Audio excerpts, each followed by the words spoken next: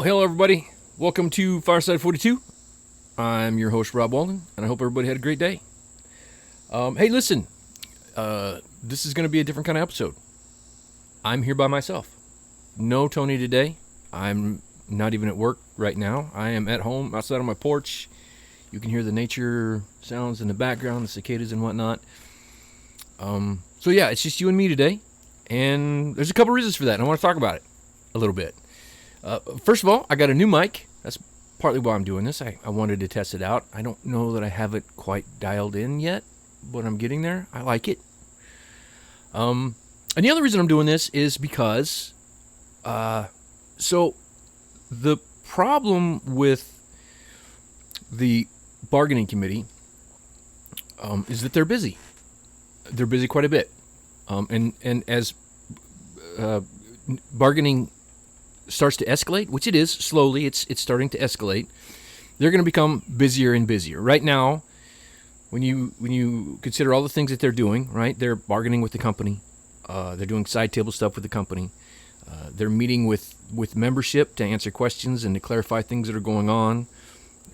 Now, they're producing their own little newsletter that they're putting out every week, which is really good. If you haven't seen it, pay attention. They come out on Wednesday. Good information in there. And they look sharp, and it's just, they're doing a good job with that. But in addition to that, they're also trying to create a video to communicate directly to you guys that they want to put out once a week. And this is a lot. This is a lot on their plate. And sometimes it's so much that something's got to give. And because all of the work that they do is directly related to us getting a contract, ultimately the thing that's going to get pushed back is the Fireside 42 podcast.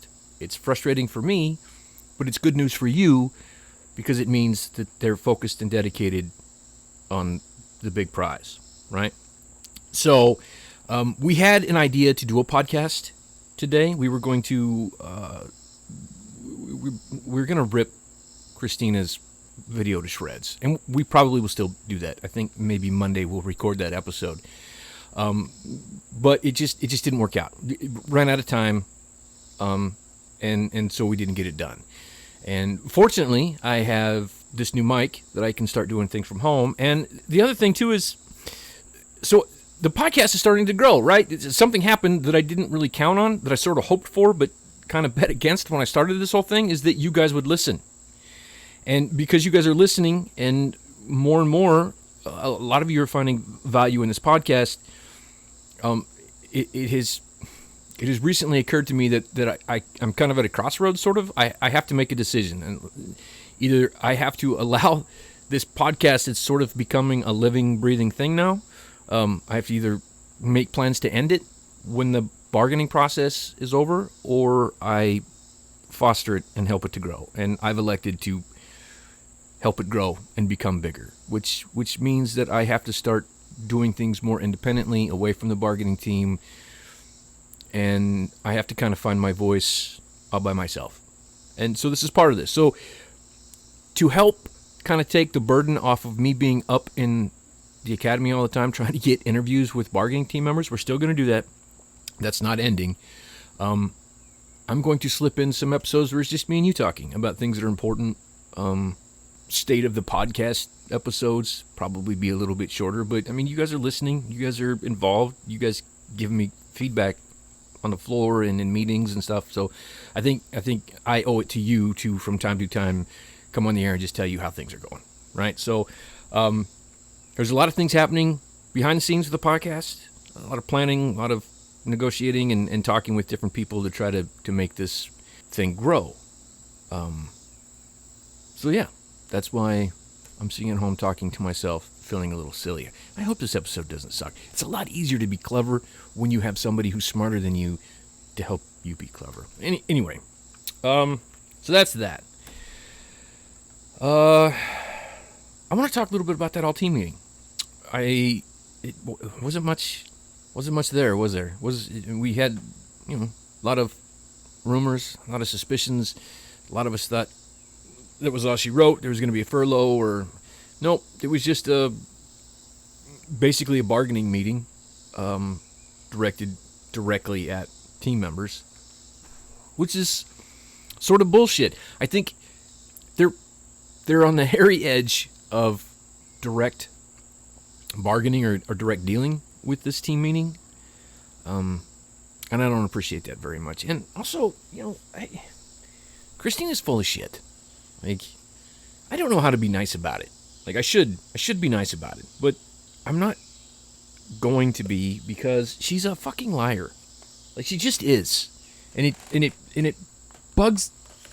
I'll get a little loud there. It bugs the shit out of me, because I'll tell you. Let's talk about some of the things that she discussed in our all team meeting. Right. Let's start with. She talked once again about job security. In her last video, she opened with job security. But have you guys noticed in the last video, and even the slide she had up on stage behind her there, her job security language is actually job separation language? Isn't that crazy? She talks about in the video, especially how important job security is to us and how they recognize that. And then she proceeds to tell you all of the ways that she's going to get rid of us, right? Furlough, that means you're not coming to work. You're not being paid. A buyout means they're paying you to go away and never come back. Layoffs is a fancy way of saying you got fired. Like, none of that is job security. None of it. It's nice that they're offering to throw some money at people that they're, sending off to wherever, but it's not job security language. It's not what we want to hear. It's you're getting fired or you're getting separated or we're buying you out language. It's job separation language. And she's just pretending that it's job security language. And it fucking infuriates me because it's dishonest. It is incredibly dishonest. Let's see, what else? What else did she say? And again, even in when she talked about the job security, some of what she talked about was a promise in the event of a furlough, or maybe it was in the event of layoffs, in the event of layoffs, that they would promise to have another conversation to negotiate more later. It was another promise to have a promise to talk more. The same thing they gave us in that talking paper that they sent out last month or month and a half ago, right? It was just more promises to have more conversations later. The opportunity, it's like, you remember back when we were kids, a lot of us, some of us don't remember this, it was like Dr. Pepper and Coca-Cola, and they would have bottle cap games, and at first when I was real young, you'd take the cap off, and you'd look at the cap, and the cap would say, "You're a loser." And then it kind of evolved, and it's like you take the cap off, and when you were a loser, it would say you won a chance to play again or some shit. It basically meant that you were a loser. But that's what they're telling us. You win the opportunity to negotiate some more. Yay! But it doesn't get us anywhere. It's not a guarantee. It's not helpful. It's not really job security. It's an empty promise to give us more empty promises later, or maybe even when we get to that point and there's not a lot we can do, not a lot of leverage that we can throw at them, they'll just give us a big corporate polite "fuck you, you're out." So the job security thing is just bogus. And the next thing I want to talk about is she keeps bringing up profit sharing. Their profit sharing thing isn't. It's a lie. It's a scam. We've talked about this, and Chuck's talked about this. Like, they set a percentage on it, and I think maybe it was 4%. I don't remember. 4% profit. You have to reach a threshold in their model. You would have to reach a threshold. Volkswagen would have to reach a threshold of profit before profit sharing kicks in. And to the best of my knowledge, they have only ever reached that threshold like twice in 20 years. Like, in the last 20 years, they've hit that number 2 times. Get it? In your next 4-year contract, what they're saying is there's a very unlikely chance, especially now in this market, right, that you're going to reach a point where Volkswagens earn enough for you to get profit share. So on paper, yeah, they're offering profit share. But in reality, they've created a formula that almost guarantees they don't ever have to pay us. What horseshit. What a lie. Like, again, fucking dishonest. And it drives me up the wall. Like, if you don't want to pay us, just have the intestinal fortitude to say, we don't think you're worth it, we don't want to pay you. Instead of all this nonsense that, I don't know. Anyway, I digress. Their profit-sharing model, horseshit. Let me see. I have notes. I took notes while I was in the team meeting. Let me find them. I'm going to have to edit this shit out. Maybe I'll leave this in here, me talking to myself. While I'm doing this, means I ain't got anybody else to talk to. All right, here's my notes. Okay, so some of the stuff I just thought was funny. It was like weird. Like, so there was a lot of doom and gloom talk, I noticed. Like, they started out with numbers are down, profits are down, it's all bad. And then they talked about a few other things, and then they went back to the doom and gloom again, and, you know, rubbed the tariffs in our face, let us know that there's uncertainty in the world, and then immediately brought Christina up to bargain directly at us because fear sells, right? Get everybody scared. Times are tough. We don't know what's going to happen. So much uncertainty. But hey, here's Christina with a great contract offer and job security. I mean, even the thing, I wrote it down. Where did I write it down? Yeah, she wrote this. This was on her slide. It said, job security in the event of layoffs. If you're being laid off, that is the opposite of job security. By definition, a layoff is a fundamental absence of job security. You're being fired. I don't know if they think that you're stupid, that I'm stupid, or if they're really that dumb that they don't. I believe this is an oxymoron. I'm going to look that up, but I'm pretty sure this is an oxy-fucking-moron. In job security in the event of layoffs. Job security in the event of layoffs is fundamentally absent. This is kind of rambling. I apologize for not being more. I'll get better at this as we go, having to do this by myself. But I don't want to write a script. I could write a script for this, I suppose. Maybe I should do this live. And then at least you guys could mock me in the chats while I do this. That might be the way to go. At least you can make fun of me while I screw this up.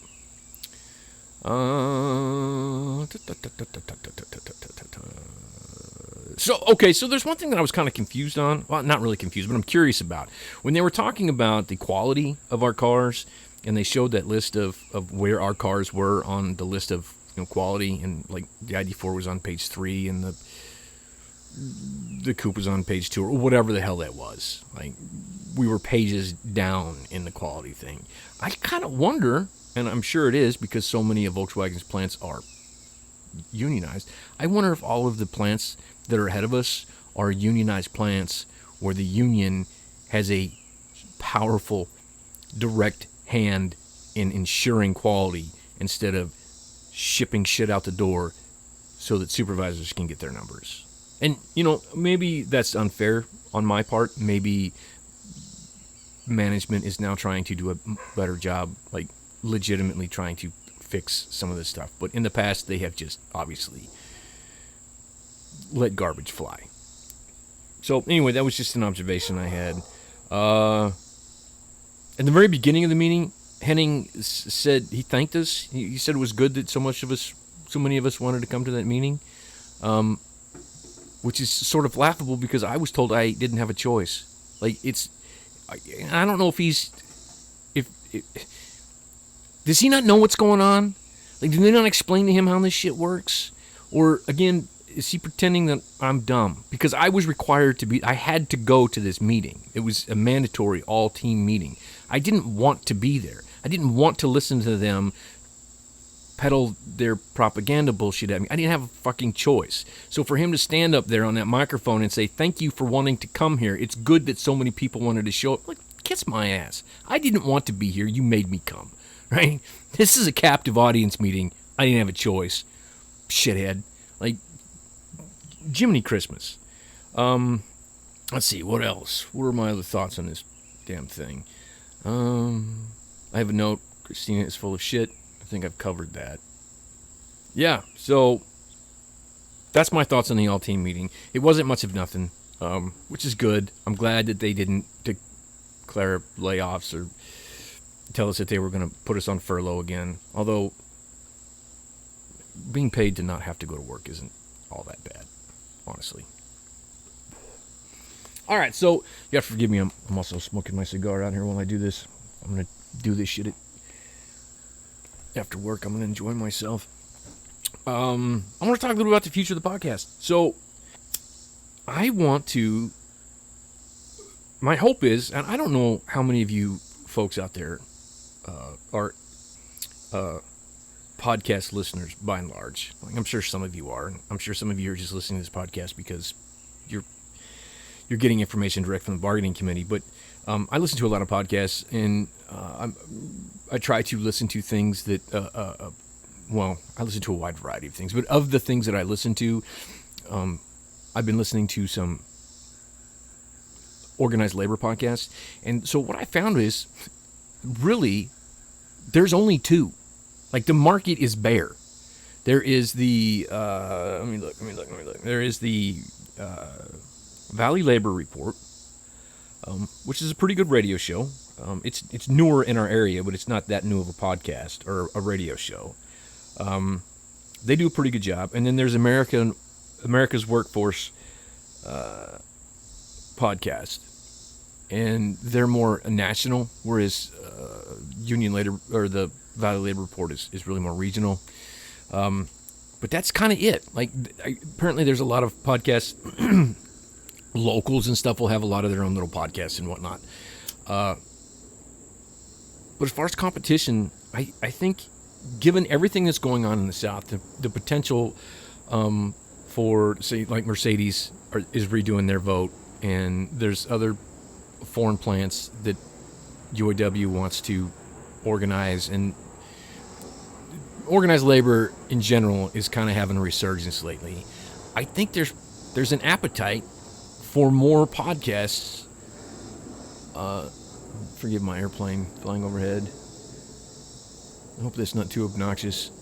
Anyway, I think there's an appetite out there for more podcasts dealing with labor issues. And I want to pursue that. I want to try to take a bite out of that. There's a lot going on with Chattanooga right now. The Labor Council is just reconstituted itself.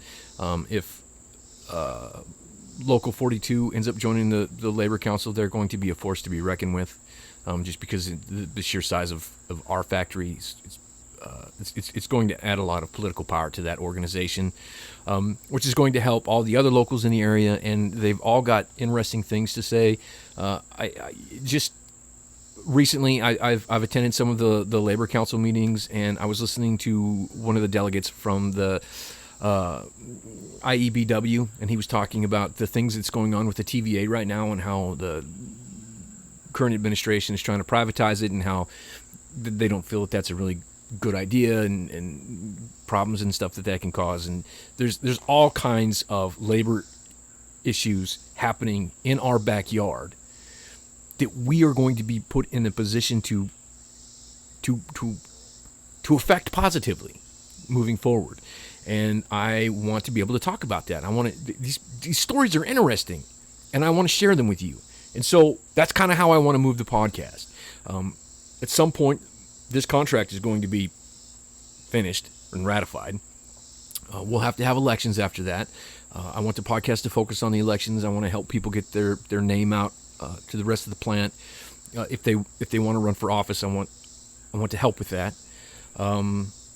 There will be some time where we're going to have to explain the benefits that are in our contract, and I want to help to do that. But beyond those things, those kind of immediate future things, my midterm goal is to then not only talk about what's going on with Volkswagen, what's going on with UAW in regards to Volkswagen, our plant, the Local 42 news and stuff, but I also want to focus on broader issues in Chattanooga, and hopefully grow the podcast that way. So I hope you guys will continue to listen. I hope that I get better at doing this. I don't want to be, boring or entertaining but uneducational. I want to be able to share valuable information with you and have it be worth your time listening to, and somewhat at least entertaining. Anyway, that's my midterm goal for the podcast. Long-term goal for the podcast is to, take over the world. And why not? What else do I want to talk about? Is there anything else I need to talk about? I think that's kind of it. Like I said, Monday, I think we're going to try to do an episode. We're going to record an episode with the bargaining team talking about this latest contract offer. There's a lot to not like about it. I think the bargaining team would tell you that there are some things in there, maybe not in the video that Christina shared with us, but in the actual submitted offer that they can work with, that they can bargain with. A lot of it's just fucking garbage. Especially when she said at the end that their last offer is still on the table. Their last offer wasn't worth a shit. It was regressive and it was just bad. So that's not awesome. In the future, I'm still working on details on how I want to do it. And I may start contacting a few people here pretty soon. But I want to start putting team members on the show. You guys told me on Facebook that you were definitely interested in doing that. And I think there's a ton of you out there that have some really interesting stories. And I want to get them out there. I want your peers to hear from you. I want you to hear from you, with your peers listening to you talk about you, to your peers who are also you. I want to put you on the podcast. Yeah, that made sense. So I'm going to work on that. I'm going to figure out exactly how I want to do that episode, because I kind of have to be careful, right? Because I don't want it to just be a bitch session where we get people on and potentially get ourselves in trouble, and it can't really be an episode about answering questions, because I don't have the answers. I'm just the question answer. The bargaining team has all the answers. I'm just, they're asking questions. But I think you guys have got some valid insight on how this whole process is affecting you and how shitty it is. Like, I know in my area, my quality of life since we won our contract has diminished considerably. And that's no fault of the UAWs or our bargaining members. That's strictly on the company. But that's how it's been for us. And I think a lot of you are probably in that same boat. And I want to hear from you. And I want to put your stories on my podcast so that people that aren't necessarily in your area but are experiencing the exact same thing that you're experiencing can hear from one of their own how shitty this company can be. So I definitely want to do that. And also, well, you know what? Never mind. I'm not going to share that with you. It's going to be a bit of a surprise. Yeah, I'm not going to tell you about that one. But I do have another idea for an episode I think will be pretty good. But I'll save that for another day. Anyway, I think that's everything I got to tell you. Yeah. So let's call it there. Thank you for listening to my first solo episode of Fireside 42. I hope you got some value out of it, listening to me ramble for however long I have been rambling. You guys enjoy the rest of your week. This is Fireside 42. We're out. Hey, it's me again. I'm jumping back in here. This is future me, actually. After I was editing the show, I caught an error that I slip of the tongue when I was talking about quality of life in my part of the factory going down. I said that after we won our contract, my quality of life started to diminish, and obviously we don't have a contract yet. So what I meant to say was, what I should have said was, after we won the election, quality of life in my shop sort of took a dive. Anyway, I just wanted to clear that up. It's not a big deal, but I wanted to say that. So anyway, this is Fireside 42. We're out for reals though. This time for real.